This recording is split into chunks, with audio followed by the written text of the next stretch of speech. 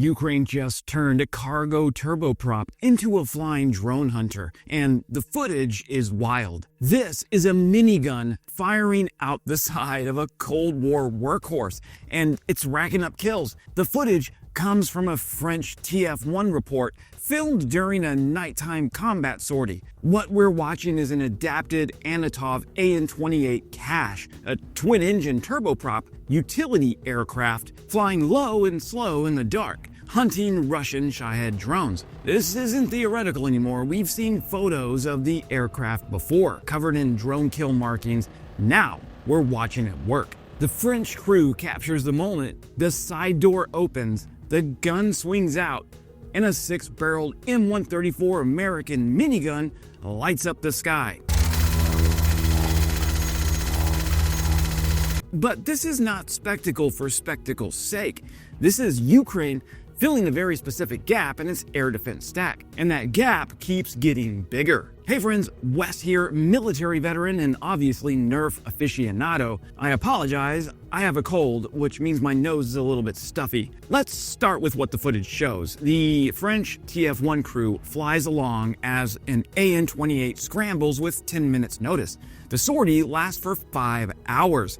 Air traffic controllers vector the aircraft toward known drone corridors, and inside the cabin, one crew member operates a camera feed, likely from an external infrared turret, another mans the gun, and at least one crew member wears night vision goggles.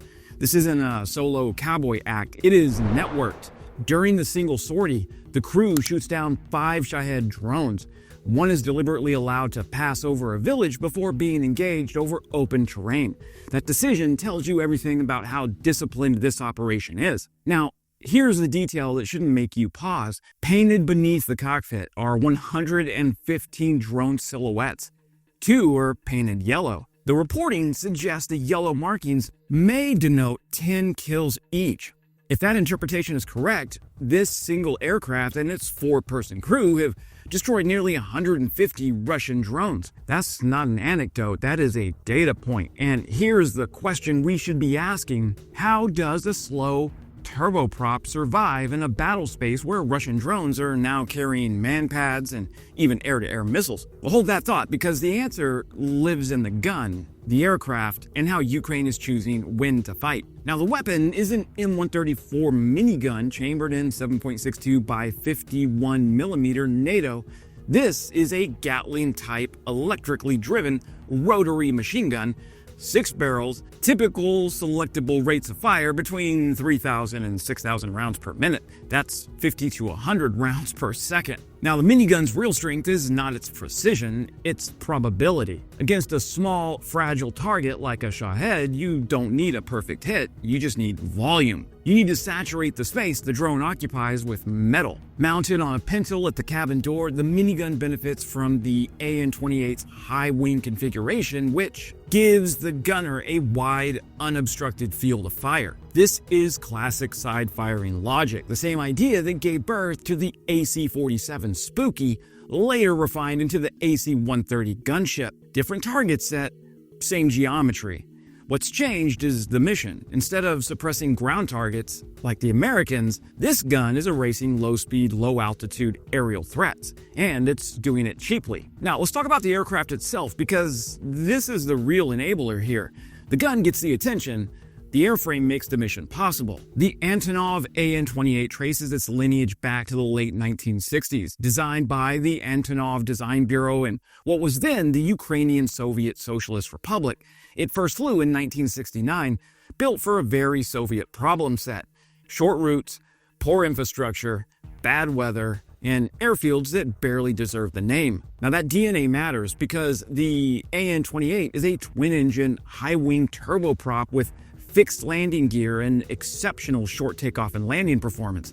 It was designed to operate from rough, unimproved airstrips, grass fields, gravel, dirt, and whatever else you could scrape flat enough to point into the wind. That makes it almost tailor-made for Ukraine's wartime aviation environment. Ukraine doesn't rely on pristine, fixed bases for these missions. Aircraft disperse, they move, they operate from austere locations to avoid predictable targeting. A jet wants concrete, It wants maintenance hangars, fuel farms, and long runways.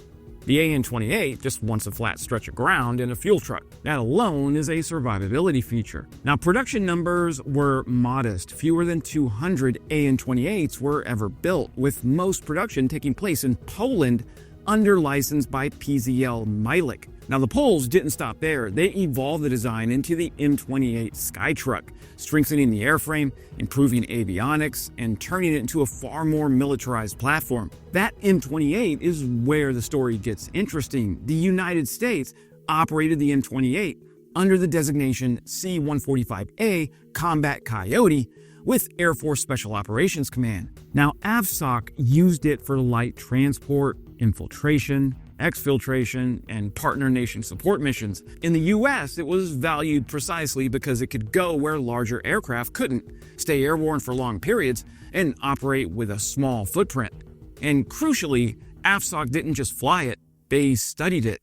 Back in the early 2010s, AFSOC explored converting the C-145 into a light side-firing gunship concept. The idea was a miniature AC-130 gunship, simple, affordable, exportable, something allies could operate without needing a full gunship ecosystem. That concept involved twin 50 caliber GAU-18 machine guns side-firing out the fuselage. Now, the US ultimately walked away from this idea. Budgets, priorities, and the gravitational pull of higher-end platforms killed it. But Ukraine picked up the ball and ran with it. Ukraine looked at the same airframe and asked a different question. Not, is this perfect, but can this work now? The An-28 is slow compared to jets. That's true. It cruises at speeds it would make a US fighter pilot laugh into his margarita. But the speed isn't the currency of this mission. Stability is. Endurance is. Time on station is. The An-28 can loiter for hours. It can fly predictable patterns. It provides a steady firing platform for a door-mounted gun.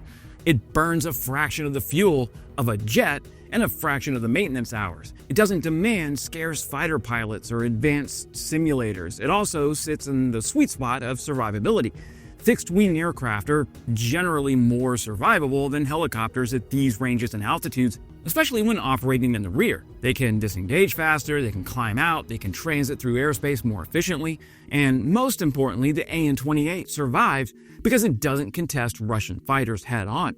It operates where Russian fast jets aren't loitering. It flies at night. It works under controlled corridors. It leaves when cruise missiles appear. It hunts drones that are already committed, already low, already on a one-way path. This aircraft isn't surviving by luck. It's surviving because it's being used exactly the way it was designed to be used. Quietly, persistently, and in places where the enemy's advantages don't matter. Now, Ukraine didn't reinvent an An-28. It just finally used it in the way history has been hinting at all along. So how does it survive when Shaheds are now reportedly armed with manpads and even R-60 air-to-air missiles? Well, it relies on controllers and sensors to pick its fights and make sure that the Shaheds they're going up against aren't going to fight back. It engages drones that are already inbound, already low, already committed, and critically, fixed-wing aircraft are generally more survivable than helicopters in this role. They can operate farther from the front and disengage faster. The minigun doesn't need to outrange the drone, it just needs to be close once. Okay, let's zoom out. Ukraine estimates that 10 to 12% of all drone kills come from light aircraft and helicopters. That's pretty big. Russia is now producing roughly 2,000 Shahed-type drones per month with plans to nearly triple output.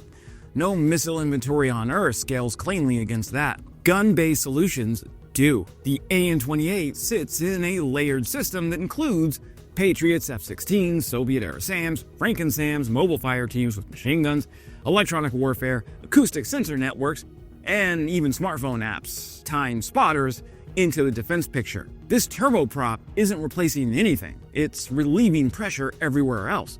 Every Shahed it kills with a 7.62 minigun burst is a Shahed that didn't force a missile launch, didn't hit a transformer, didn't hit a substation or an apartment block. This is what Ukrainian innovation actually looks like. Not shiny, not perfect, not doctrinally pure.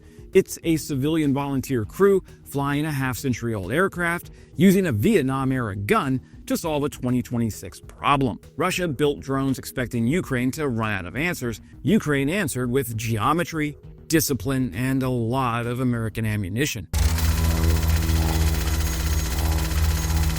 If the future of air defense feels messy, or improvised, or deeply uncomfortable, that's because it is.